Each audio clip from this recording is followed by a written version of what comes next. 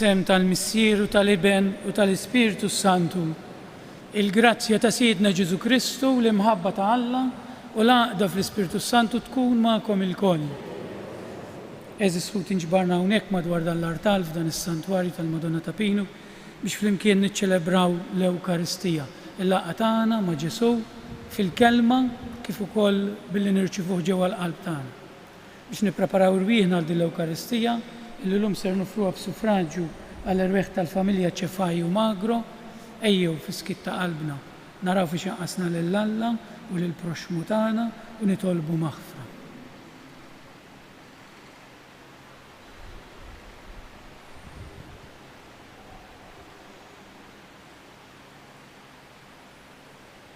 Nistqar l-Alla li jista' kollox u li jilkom ħuti li jiena dnibt ħafna bil-sieb, bil-kliem u bil-għamil u billi ħallejt dmirijieti, ħtija tiegħi bl-akbar ħtija tiegħi. Għalhekk nitlob l-imqazza Marija dejjem Verġni, l-anġli u l-qaddisin kollha u lilkom ħuti biex titolbu għalija il-mulej Alla tagħna. Iħenna għalina Alla li jista' kollox jaħfrilna ħtijietna u jwassalna għal ħajja ta' dejjem. Mulej ħniena, Kristu ħniena, mulej ħniena. Glorja lill-Alla fil-ola ta' smewiet u paċi fl-art lill-bnedmin ta' rida tajba. Infaħruk, inberkuk, nadurawk, natuk ġie, irroddulek ħajr għal glorja kbira tiegħek. Mulej Alla, Sultan tas-sema, Alla Missier li tista' kollox. Mulej ben waħdini Ġesu Kristu. Mulej Alla ħaruf talla bin il-Missier. Int li tneħħi d-nubiet tad-dinja. Int li tneħħi d-nubiet tad-dinja il-qad tal-tana. Int li qiegħed fuq l-lemin tal-Missier ħenna għalina. Għaliex inti waħdek għaddejs, int waħdek mulej, int waħdek fl-ola Ġesu Kristu mal-Ispiritu Santu fil-glorja tal-Missier Alla. Amen. Nitolbu. U Alla inti tajtna l-grazzja tal-adozzjoni u għamiltna wlit id-dawl, għamel laqat iżjed ma jaħkmuna d-dlamijiet tal-ħażen, imma nibqgħu dejjem imdawla bid-dija tal-verità tiegħek. Dan kollha nitolbulek bibnek Ġesu Kristu Siedna li Alla miegħek jgħix u jisaltan flimkien mal-Ispiritu Santu għal dejjem ta' dejjem.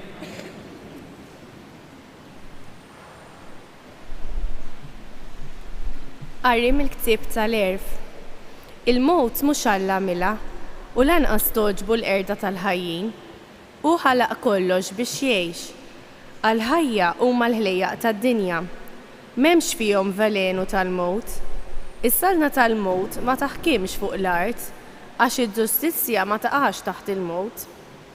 Alla ħalaq il-bniedem biex ma jmutx u għamlu ġbija tiegħu nnifsu. Bil-għejra tax-xitan daħlet il-mowt fid-dinja u jafu xi tfisser dawk li huma tiegħu. Il-kelma tal-mulej, rodżu ħar lill-Alla.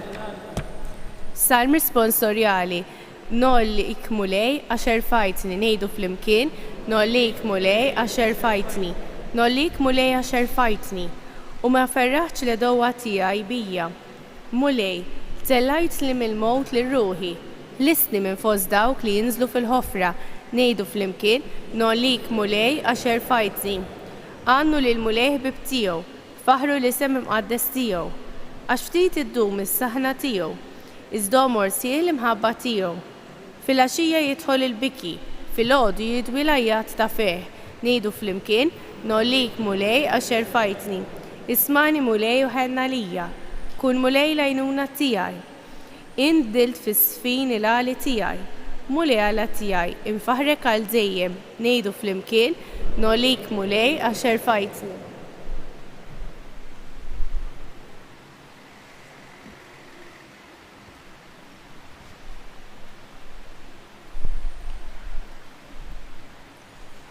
It-tieni qari mill-littra ta' San Pawlu Apostlu Korintin. Ħuti, bħalma intom għonja f'kollox, fil-fidi u fil-kelma, fl-erf u fil-żelu kollu, fl-imħabba li aħna rawimna f'qalbkom, Hekk għandkom tistanu f'din il-ħidma ta' ħnena. Intom tafu l-grazzja ta' Sidna Ġesu Kristu li għad li Kenani ftaqar minħabba fikom sabiex intom tistanu permezz tal-faqar tiegħu. Mhux biex il-pis iħef minn fuq l-oħrajn u jaqa' kollu fuqkom, imma kulħadd indaqs. Bħalissa ħallu ż-żelu tagħkom jagħmel tajjeb għan-nieqes ta' dawk li m'għandhomx, biex iż-żejjed tagħhom għad ikun jista' jpatti għan-nieqes tagħkom. U hekk ikun kulħadd indaqs bħalma hu miktub: min ġabar ħafna ma sabx iż-żejjed u min ġabar ftit ma baqax bin-nieqes. Il-kelma tal-mulej. Bil-wieqfa. Alleluja, alleluja, alleluja. Is-Salvatur tagħna Ġesu Kristu eret il-mewt u dawwal il-ħajja bla tmiem permezz tal-Evanġelju. Alleluja.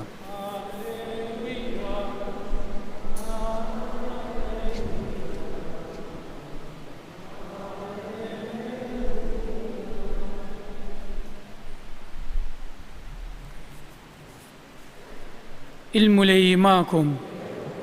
Qari mill-Evanġelju skont San Mark.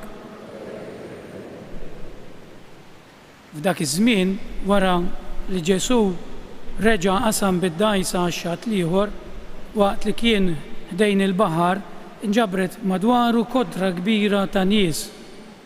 U ġew wieħed mill-kapijiet tas-sinagoga jismu Ġajru. Dan ma li raħ inxteħed f'riġlejh u talbu ħafna u qallu: binti żgħira waslet fl-aħħar, ejja qiegħed idejk fuqha, ħalli tfieq u tgħix. U Ġesu telaq miegħu b'kotra kbira mixja warajh, kulħadd iross fuqu.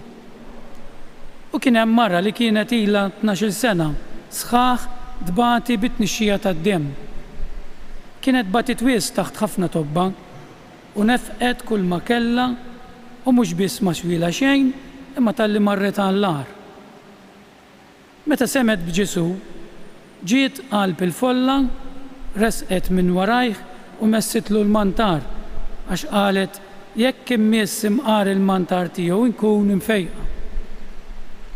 F'daqqa waħda tnixxija tad-demm waqfitilha u ġewwa fiha ħasset li kienet fiet mill-marda tagħha. Ġesu minnu fih intabaħ bil-qawwa li ħarġet minnu u dar lejn il-kotra u staqsa: min mess lill-mantar? Id-disċipli tiegħu qalulu: jekk tara dawn in-nies kollha irossu madwarek u tistaqsi min messni.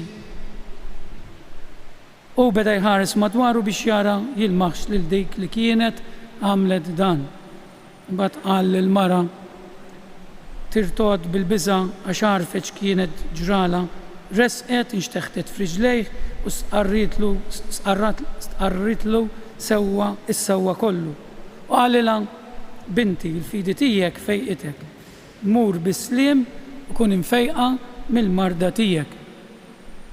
Kif kien għadu jitkellem, waslu xi wħud mid-dar tal-kap tas-sinagoga u lil dan qalulu: bintek mietet, għalfejn tħabbtu iżjed lill-imgħallem. Iżda Ġesu sama x'kien qed jgħidu u qal lill-kap tas-sinagoga: tibżax, biss inti jemmen. U ma ħalla lil ħadd imur miegħu ħlif lil Pietru, lil Ġakbu u lil Ġwanni u Ġakbu. Waslu d-dar tal-kap tas-sinagoga u ras torbju sħiħ u n-nies jibku u jixru. Daħalu qalilhom: dan l-istorbju kollu u dan il-biki għalfejn? It-tfajla mhijiex mejta imma rieqda. Qabdu jiddieħqu bih imma hu keċċihom il-koll il-barra, ħamjew il-missier tfajla u lill-omma u lil dawk li kienu miegħu u daħal fejn kienet it-tfajla.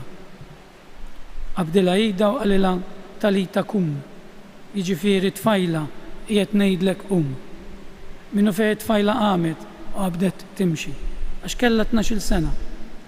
Baqgħu miblewejn bil-għaġib. Hu wissihom bisħieħ biex dan ma jkun jaf bih ħadd. U qalilhom jagħtuha tiekol. Il-kelma tal-mulej tal-im tal-Evanġelju natfu l-Nabi. Nixtieq nibda dawn iż-żewġ kelmiet li ħanaqsam magħkom frażi li kienet kważi qabżitli fil-bidu, imma tajjeb li ninnotawha mill-ewwel lezzjoni mill-ktieb tal-Erf. L-ewwel vers, il-mewt mhux Alla għamilha u lanqas toġbu l-qerda tal-ħajjin. Din il-frażi hija importanti fil-ħajja tan-nisrani. Għax aħna ngħaddu minn ħafna tbatijiet fil-ħajja tagħna u ma nifhmuhx. It-tbatija ma tistax tifhimha. ċerta tbatija aqqas ħadd ma jista' jfehmilha, pereżempju tbatija fit-tfal, bħalma naraw fil-Vanġelu tal-lum, fl-innoċenti. Imma meta toqgħod taħseb anke Ġesu kien innoċenti u Alla ma ħallehx ma jbatix, anzi bata l-iktar tbatija kifra biex isalva lilna. U din iġġibna l-Vanġelu tal-lum. Żewġ mirakli, l-lum il-mara hija l-protagonista, l-mara. Imma hemm ukoll Ġajru, il-papà ta' dik it-tifla. Il-fidi tal-ġenituri għall-ulied li għadhom żgħar. Meta l-ġenituri jiftakru fil-liedhom, fit-talb tagħhom, jinterċedu quddiem Ġesu jew niġu quddiem il-Madonna għal mart tal-ulied, Alla jismana u l-Madonna tismana. Mela ħanitilqu bil-mod il-mod. Għandna żewġ mirakli għalkemm ma nistgħux nispjegaw id-tbatija. Id-tbatija ġieli nġibu aħna, ġieli jġibha l-bniedem. Imma hemm tbatija oħra li tgħidlu mulej għaliex. U donnok aktar ma tkun rejb Alla u aktar ma tkun tmur il-Knisja, donnu aktar. Il-mulej jibgħatlek id-tbatija. Bħalma kellna l-Ġajru, dan il-missier li l-Vanġelu jgħidilna li kien jieħu ħsieb is-sinagoga fejn kienu jiltaqgħu il-lowd biex jitolbu. Ġifier dan kien jipprepara fejn taqra l-kelma għax ma kellhomx qudiesa, fejn kien jipprepara l-kant, kien jieħu ħsieb diversi sinagogi. U Alla ma ħelsux mid-tbatija.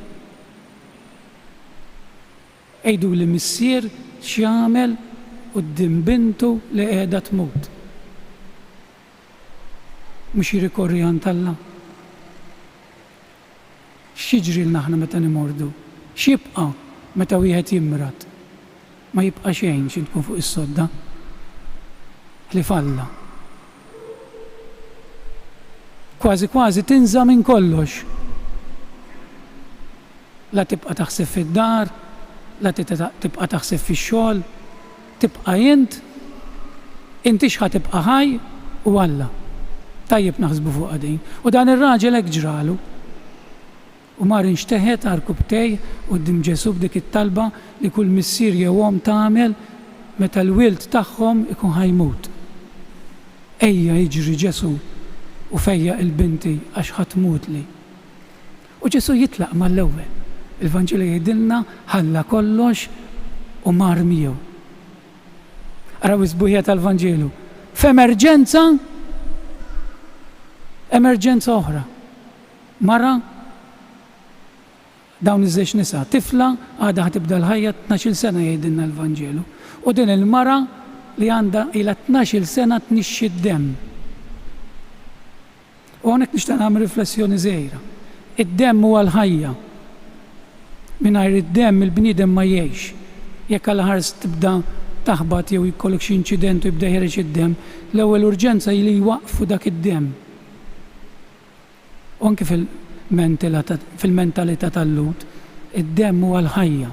Din il-mara mhux biss kienet marida, kienet eskluża mis-soċjetà.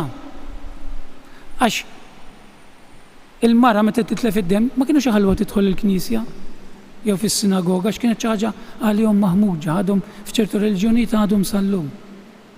Immaġinaw din il-mara għal 12 sena laħat qatt ma naqa, laħat qatt laqat se tmur knisja u f'postijiet fejn tiltaqa' ma' nies, fil-fatt ħarġet bil-moħħbi. Ma marretx tiltaqa' ma' Ġesu iċċimbiċ fejjaqni għax kulħadd kien jafa. Imma x'qalet din il-mara li kienet qed nixxi d-demm kien missu ifejjaqni. Għandna lil Ġajru b'fidi kbira għal bintu u lil din il-mara. Ħani ftit fuq din il-mara ta' tnixxi d-demm. Kien nixxu d-demm immutu fil-ħajja spiritwali tagħna. Jien għamil din id-domanda li l-nifsi.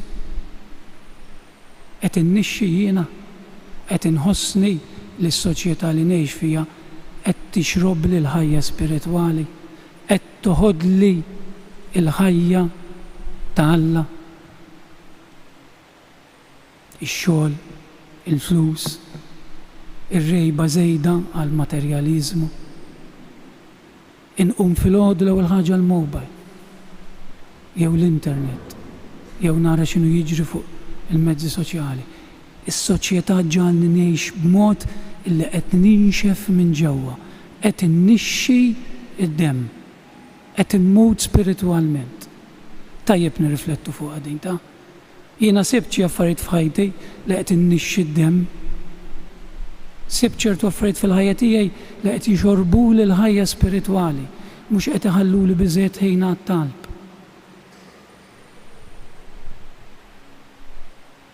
It-tieni punt fuq din il-mara. Bit-Taljan qed iżbaħ, bit-Taljan qiegħda sfjorare u toccare. U jiena bil-Malti qlibta aħna nkunu nħokku ma' Ġesu. Niġu l-Knisja l-ħadd, niċċelebraw il-festi, banet, murtaletti, ngħidu li aħna nsara niżżewġu bil-Knisja, nagħmlu lil uliedna, inħokku ma' Ġesu. Imma ma ħalluhx imissna din id-differenza ta' din il-mara. Kemm kien hemm nies ma' Ġesu, disċipli qalulu, tant nies, ħassaqsi min qed imissek. Aħna hekk inkunu, immissu l-Ġesu dejjem niġru miegħu. Kollox idur mal-Knisja. Imma ma mmissux il-Ġesu nħalluh imissna bħal ma għamlet din il-mara, mhux ta' bxejn li Ġesu qal min messni. U l-apostol qalu tant imissuk, imma dik messitu b'mod differenti. Jiena u int kif qegħdin immessuh il-Ġesu? Bħal din il-mara? Jew bħal ħafna li kien hemm madwaru. Qed ibiddilli ħajti Ġesu xi nimmissu bħalma biddel ta' din il-mara. Jew niġi l-Knisja kull nhar ta' ħadd. U jisa xi ħaġa ta' rutina, imma m'hemmx dik il-bidla x'jiena verament messejt il-Ġesu b'fidi u ħallejtu jbiddel li ħajti. U l-aħħar punt, il-fidi ta' dan il-Papa li bidlet il-ħajja ta' dik it-tifla. Dik it-tifla kieku forsi Ġesu ma waqaf xi fejja il dik il-mara kienet kun għadha ħajja. Kien jilħaq jasal Ġesu. U jibgħat is-saġġieri tiegħu tiddejqux iktar il-Ġesu, issa mietet ħallih. U Ġesu liha, Ġesu huwa fuq il-ħajja. Imma meta nitolbu b'fidi jew irid jagħti l-kunsens li nibqgħu ħajjin jew li jinsalvaw. Il-fidi tagħna imma hu irid jgħid li iva tiegħu. U jkellema u ħani qafaw jkellema dik il-kelma sabiħa bil-lingwa tagħha talita kum. Tfajla qiegħed ngħidlek U Ġesu llum nistħajlu jgħidilna Father Vince minn din il-marda li għandek li qed titlef id-demm fil-ħajja spiritwali. Poġġu isimkom flok Talita, Peppu, Giuseppe, Marija, ieqaf nixxi d-demm, erġejja għal-ħajja. Nirriflettu fuq din u jiena magħkom. Ġesu qed jgħidilna ieqfu nixxu d-demm, ieqfu, erġgħu ħudu l-ħajja. Ikun infaħħar Ġesu Kristu. Numu bil-wieqfa biex flimkien nagħmlu l-istqarrija tal-fidi tagħna u ngħidu jiena nemmen f'Alla wieħed, missieri jista' kollox, li ħalaq is-sema u l-ard, dak kollu li jidher u dak li ma jidherx. U lej wieħed Ġesu Kristu, iben waħdini ta' Alla, imnissel mill-missier qabel kull żmien, Alla minn Alla, dawn minn dawn, Alla veru minn Alla veru, imnissel u mhux magħmul. Natura waħda mal-missier u beħ sar kollox. Niżel mis-smawiet għalina l-bnedmin u għal-fidwa tagħna u għal-lisem bis-seta tal-Ispiritu Santu minn Marija Verġini u sar bniedem. Salbuha għalina, bata taħt Ponzu Pilatu, mietu difnuh. Fit-tielet jum qam minn belwiet skont il-kotba mqazza u tela s-sema qiegħed fuq il-lemin tal-missier u għandu jerġa' jiġi bil-glorja biex jagħmel ħaq mill-ħajjin u mill-mejtin. U s-saltna tiegħu ma jkollix tmiem fl-Ispiritu Santu mulej li jagħti l-ħajja li ġej mill-missier u mill-liben li meqjum mweġġa fl-imkien mal-missier u mal-liben u li tkellem b'fhom il-profeti fi knisja waħda qaddisa, kattolika, apostolika, nistqar ma'mudija waħda għal-maħfra ta' dnubiet, nistenna l-qawma mill-wiet bil-ħajja ta' żmien li ġej. Ħuti Jeżis nitolbu lill-Alla missierna biex aħna nilqgħu il-kelma tiegħu li taslinna minn fommu u minn fom dak li ju jażel bħala ministri tal-komunità tiegħu. Nitolbu għal kull minhom sejjaħ biex ixandar l-Evanġelu biex il-kelma li jħabbru tagħmel ħafna frott f'min jismagħha. Nitolbu għal dawk li jaħarbu minn pajjiżhom minħabba l-inġustizzji jew il-persekuzzjoni. Nitolbu għal koppji li qed jistennew id-don tal-ħajja ġdida u għat-tfal tad-dinja kollha biex isibu familji fejn jikbru fil-imħabba. Nitolbu għalina l-koll biex ngħixu il-veru sens tal-magħmudija li rċivejna billi nilqgħu lil Kristu nimxu warajh fil-ħajja ta' dejjem imġedda. Nitolbu għall-mejtin kollha tagħna b'mod partikolari għal dawk li qegħdin nofru dan is-sakrifiċċju tal-quddiesa. Nitolbu missier ixħed fina l-erf u l-qawwa tal-Ispirtu tiegħek biex nimxu ma' Kristu fit-triq tas-salib, kunu lesti li nofru ħajjitna u nuru lid-dinja it-tama ħinja tas-salbna tiegħek bi Kristu Siedna.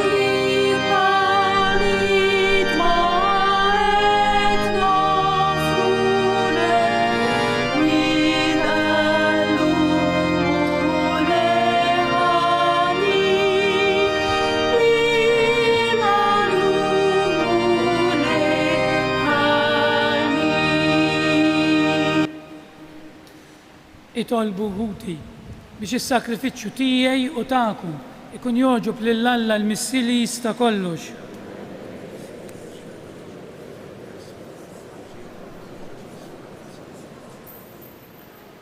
U Alla inti jogħġbok tħaddem is-sakramenti tiegħek biex jagħtuna l-frott tagħhom. Għamel li s-servizz tagħna ikun jixraq lis-sakrifiċċju li sejrin nofrulek bi Kristu Siedna. Il-mulej magħkom. Nerfu lubna l-fuq. Nizzu ħajr il-mulej Alla tagħna. Sewwa xira tassew mulej missier qaddejs Alla ta' dejjem li tista' kollox, tajjeb u ta' ġejta s-salvazzjoni tagħna li dejjem kullimkien irrodulek ħajr.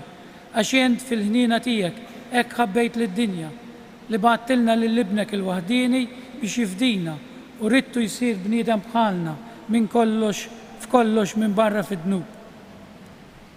Biex hekk tħobb fina dak li ħabbejt fih u bl-ubidjenza tiegħu ksibna mill-ġdid id-doni li konna tlifna bid-diżubidjenza tagħna. Għalhekk mulej aħna wkoll mal-anġli u l-qadisin kollha tiegħek infaħruk fer kbir intennulek u ngħidu Għaddejs, għaddejs, għaddejs, mulej Alla tal-eżerċiti, s-smawiet u l-art mimlija bil-glorja tiegħek. Osanna fil-ola tas-smawiet, nbirek minn ġej fisem il-mulej. Osanna fil-ola tas-smawiet.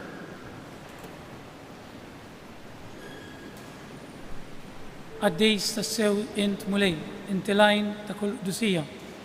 Qaddes għalhekk nitolbuk dawn l-offerti bil-barka tal-Ispirtu tiegħek biex isiru għalina il-ġisem u d-dem ta' Siedna Ġesu Kristu li meta kien ser jirnata biex mirajħibati ħaj il-ħobs radlek il-ħajja birek qasam tali d-disċipli tiegħu qal ħudu u kulu il-koll minn dan għax dan huwa ġismi li jingħata għalikom.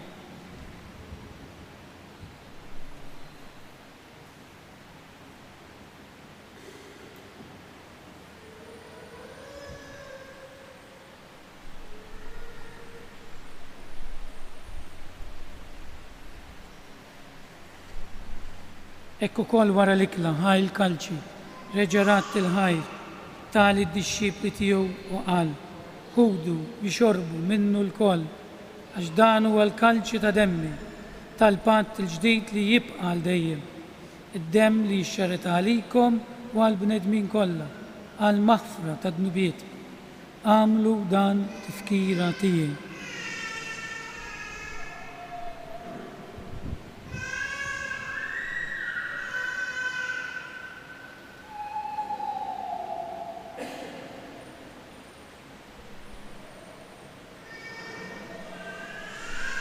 Dan hu l-misteru tal-fidi. Ħabbu l-mewtijek mulej, għaw minn tijek, nistennew sama tiġi fil-glorja. Għalhekk aħna nagħmlu dan tifkira tal-mewt u l-qawmien ta' Siedna Ġesu Kristu nofrulek mulej il-ħobs tal-ħajja u l-kalċi tas-salvazzjoni u rradulek ħajr għax għoġbok tilqana quddiemek biex naqdu. Miċċu kontana nitolbu lill-Ispirtu Santu jaqadna f'ġisem wieħed li jenna li nieħdu sem mill-ġisem u d-dem ta' Kristu. Ftakar mulej fi knisja tiegħek imxerda mad-dinja kollha, wettaqa fl-imħabba fl-imkien mal-Papa Franġisku, mal-Isqof tagħna Anton u mal-Ministri tiegħek kollha. Ftakar ukoll futna li raqdu bit-tama tal-qawmien ftakar fil-mejtin kollha, daħħalhom quddiemek fid-dawl tas-seb tiegħek. Ħenna lina l-koll nitolbuk għati li wkoll il-wirt tal-ħajja ta' dejjem, flimkien mal-Verġ Mqazza u Alla Marija, mar-raġel tagħha San Ġusepp, mal-Apostli u qaddisin kollha li jgħixu fil-ħbiberija tiegħek sa mill-bidu tad-dinja. Għameli magħhom infaħruk u nsebħuk Ġesu Kristu ibnek. Bi Kristu, ma' Kristu u fi Kristu jingħata lilek Alla missi li tista' kollox, flimkien mal-Ispirtu Santu, kull ġeħu glorja għal dejjem ta' dejjem. Kif aħna hawnhekk madwar Ġesu fuq dan l-artal li niżel fuq dan l-artal jew nitolbu t-talba li għallimna hu stess u ngħidu flimkien missierna li inti fis-smawiet jitqaddes ismek, tiġi saltnatek, ikun li trid int kif is-sema hekk ukoll fl-art. Ħobżna ta' kuljum għatina llum, aħfrilna dnubietna bħalma naħfru lil minu ħati għalina, la ddaħħalniex fit-tiġrid, iżda eħlisna mid-deni. Eħlisna nitolbuk, mulej minn kull deni, għatina fit-tieba u l-ħnina tiegħek il-paċi fi żmienna biex inkunu ħielsa dejjem mid-dnub u mħarsa minn kull inkwiet. Aħna nistennew u nittamaw ilena u l-miġja tas-Salvatur tagħna Ġesu Kristu. Mulej Ġesu Kristu li jgħid l-apostli tiegħek nħallilkom islim, natikom islim tiegħi, la tħarisx lejn żars lejn il-fidi tal-Knisja tiegħek, qed jaslimu l-għaqda li trid fija, li tgħix fis-saltan għal dejjem ta' dejjem. Il-paċi tal-mulej tkun dejjem magħkom. Għatu sinjal ta' paċi li xuxin. Il-ġisem flimkien mad-dem tas-Sinjur tagħna Ġesu Kristu kun jiswew lilna se nitqablu bihom għall-ħajja ta' dejjem. Ħaruf talla li tneħħi d-nubiet tad-dinja. Ħaruf talla li tneħħi d-nubiet tad-dinja. Ħaruf talla li tneħħi d-nubiet tad-dinja għatina l-paċi.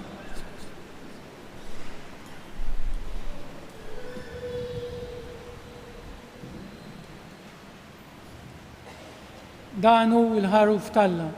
Dan huwa dak li jneħħi d-nubiet tad-dinja. Ħendien dawk li huma mistiedna għal din l-ikla tal-ħaruf.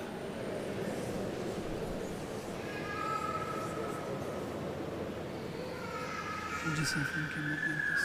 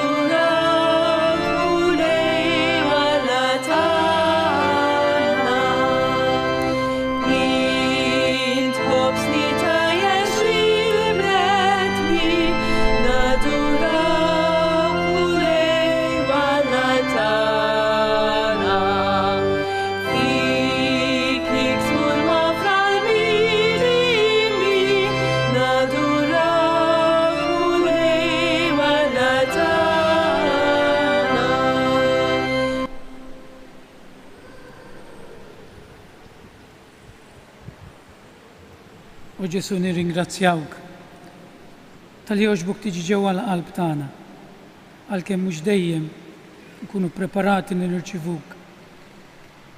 Tina l-grazzja li jekk qegħdin innixxu qegħdin nitilfu l-ħajja spiritwali, l-ħajja li tajtna jint, niġu ħdejk biex terġa' timlina bl-imħabba lejn l-Ewkaristija u lejk.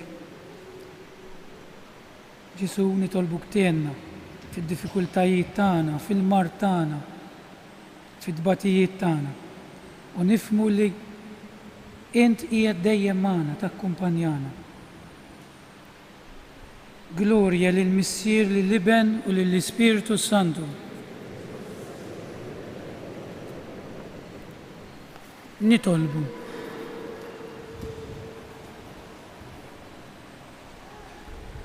Nitolbuk mulej li nieħdu r-ruħ bil-vittma għaddisa li offrejnielek u li bija tqarbinna, ħalli li ninaqdu miegħek għal dejjem fl-imħabba u nagħmlu frott li qatt ma jintemm bi Kristu Sidna. Il-mulej magħkom, iberikkom Alla li jista' kollox, il-Missier, l-Iben u l-Ispiritu Santu. Morru fil-paċi ta' Kristu. Nawguralkom il-ġurnata tal-ħadd it-tajba.